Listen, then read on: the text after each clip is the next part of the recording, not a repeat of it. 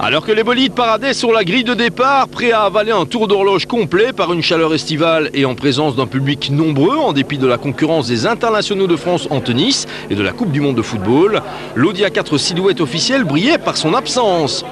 Et pour cause, quelques heures plus tôt, durant le warm-up, le bolide de Jean-François Himroul et Tim Verberg était parti en fumée de façon irrémédiable. Ça a été très vite ici, on ne sait pas exactement pourquoi. Tim s'est arrêté, il ne savait pas faire autrement, ça a été vraiment vite, il a dit encore à la radio j'ai le feu et il a juste eu le temps de sortir. Il y avait déjà des commissaires qui étaient là, qui ont vidé les extincteurs assez rapidement, mais ça n'a pas suffi pour éteindre l'incendie. Si les affaires d'Audi étaient à la baisse, tout se présentait par contre pour le mieux dans le clan Renault de La Haye, avec un très bel envol de la Mégane Endurance de Fred Bouvy, qui devait pourtant résister aux assauts de quelques rivales de gros calibre.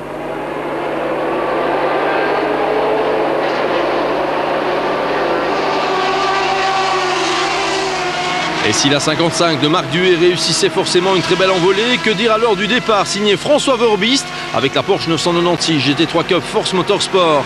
Déchaîné, le jeune pilote se frayait un passage sans coup férir, de quoi confirmer la pole en GT de son équipier Maxime Soulet.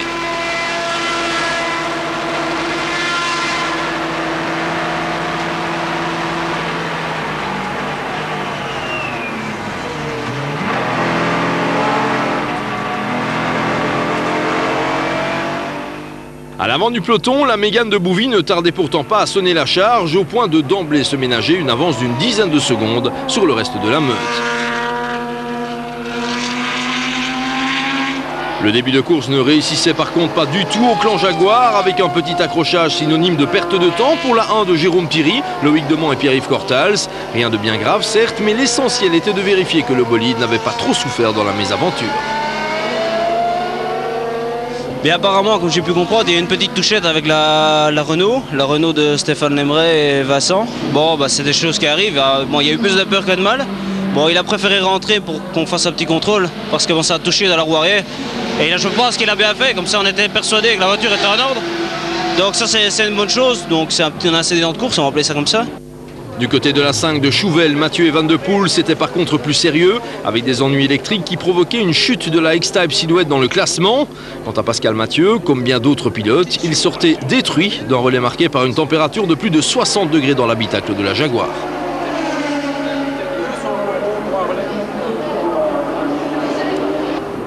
Très attendu dans le cadre d'une course aussi longue, certaines Porsche faisaient pourtant les frais du début d'épreuve. C'est ainsi que les bolides de Ruben Maas, Olivier Muchens et Nigel Greensoul devaient renoncer pour diverses raisons. En dépit d'une crevaison obligeant Jean-Pierre Van de Hoer à effectuer un tour complet au ralenti, la Porsche 997 GT3 Cup GPR était en fait la seule à tenter de rester dans le sillage de la Renault de tête. Il est vrai qu'avec Duhay, Van de et Goossens au volant, le bolide préparé par Pino Sperlinga était en mesure de revendiquer le haut du classement. Bon début de course également pour la BMW M3 Silhouette de Patrick Slous, Marc Lupan et Marcus Paltala qui se maintenaient dans le groupe de tête, non sans entamer une impressionnante moisson de points. Il est vrai qu'avec un barème doublé et une triple distribution après 3, 6 et 12 heures, les candidats au titre avaient de quoi être motivés. Dans le clan Peugeot, c'est la 406 Silhouette de Didier de Radiguez et Philippe Steveny qui sont tirés le mieux après 4 heures de course, le bolide pointant à une excellente 5e place provisoire au général. Du côté des 407 Silhouettes objectif de 30, c'est la 8 de David Hallyday, Jean André, Benoît Galland et Renaud Verreit qui se mettaient en évidence avec une 9e place provisoire en attendant mieux. Jolie prestation aussi pour la Porsche First de Soulet, Verbist et Van Delm, en dépit de la perte d'une porte suite à un contact. Proche de la série, la 996 GT3 Cup First Motorsport répondait à l'attente. Le seul problème qu'on a, c'est qu'on ne met pas des nouveaux pneus à chaque ravitaillement comparé aux autres, donc on est un peu plus dur. Mais la voiture va bien, François, mes coéquipiers vont super bien et on espère pouvoir faire un peu mieux que ce qu'on est maintenant, c'est-à-dire 5e et 2e en GT. La partition des Renault Mégane Endurance connaissait ses premières fausses notes lorsque la 71 de Lemray, Loax et Radermaker s'immobilisaient en proie à des ratés moteurs. Toujours plus performantes, les Françaises se sont par contre élancées dans l'inconnu en termes de longévité. Des ratés moteurs, enfin un moteur qui peine à prendre ses tours et de plus en plus de ratés moteurs. Donc David était au volant, il venait de reprendre le relais. C'était le tout début du relais. Et voilà, depuis lors on cherche, on trouve pas d'où vient le problème.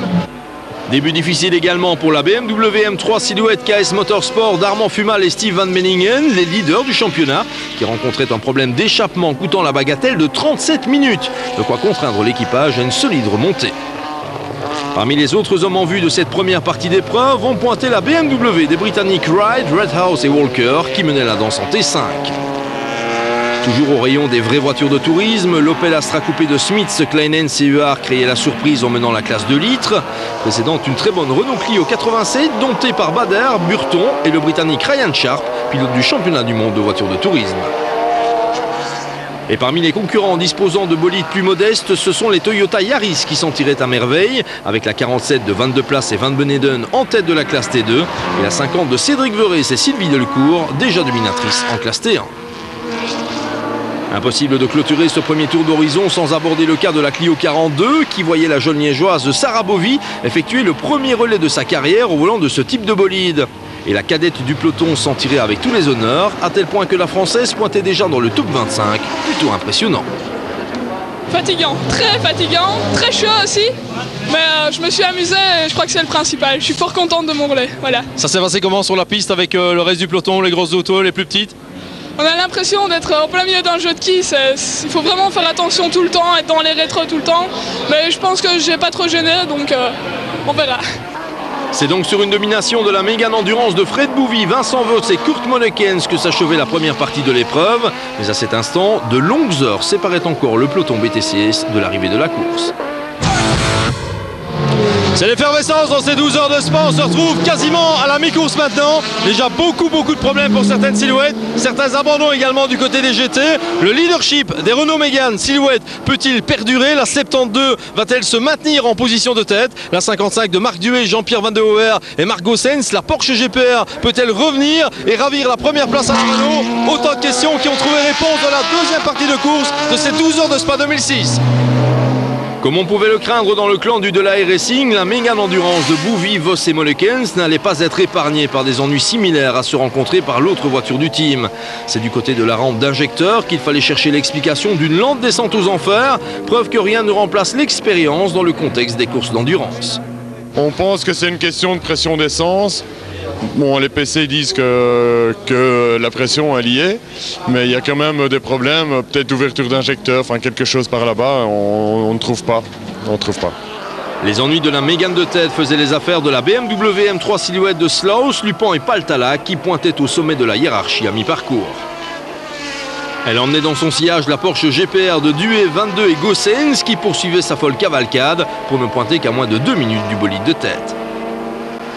De remontée, il en était aussi question pour la Jaguar de Thierry, De Mans et Cortals qui faisait sa réapparition dans le top 3 sans rencontrer le moindre souci, plutôt prometteur pour la suite. Par contre, tout semblait définitivement aller de travers pour la 5 de Chouvel, Mathieu et Van de Poel, assaillis de petits ennuis électriques, de quoi miner le moral des troupes. Non, ça je crois qu'on n'a pas, on ne compte plus les problèmes qu'on a eus depuis le début du week-end. Donc je crois que c'est inimaginable. On ne peut pas imaginer avoir autant de problèmes en une course. Ça vous mine le moral, ça, on a l'impression. Hein. Oui, parce que si on comptait sur cette course pour se refaire au championnat, et que maintenant on est nulle part au championnat, donc évidemment ça c'est dur. Problème également pour la Porsche 996 GT3 Cup de Maton, Coleman et Verhoeven qui voyait sa superbe prestation ternie par une roue arrière gauche et prise de liberté. Ce qui n'allait pourtant pas empêcher ce trio inattendu de prendre la 8e place finale. Pas de drapeau à damier, mais une bien belle prestation tout de même pour la Porsche GPR de François Turcot, René Franchi et Bruno Belen. Dommage que la mécanique refusait tout service en vue de l'arrivée. Une fois n'est pas coutume, entamons la distribution des diplômes avec les petites classes et des succès attendus pour les Toyota Yaris de Verès Delcourt en T1 et 22 places Van Beneden en T2.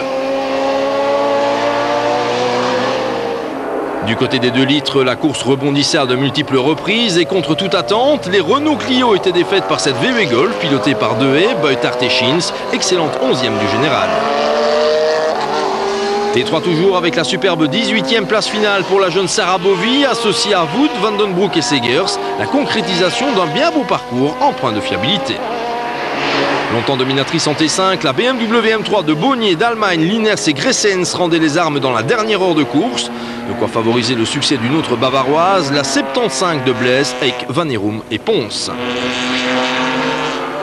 Mais revenons-en aux voitures de pointe pour souligner l'abandon aux 3/4 de la distance pour la Peugeot 406 Silhouette de Stevenier de Radiguez.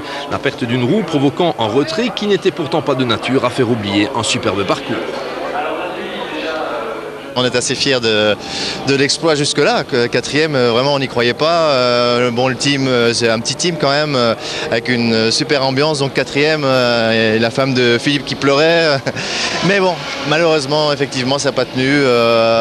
Bon, je crois que c'est surtout manque de peau, quoi, parce qu'un écrou de roue, c'est pas vraiment courant. Avant ça, déjà, on a eu un support de triangle.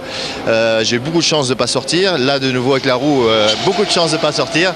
Donc je m'estime quand même heureux, quoi. Je suis resté sur la piste.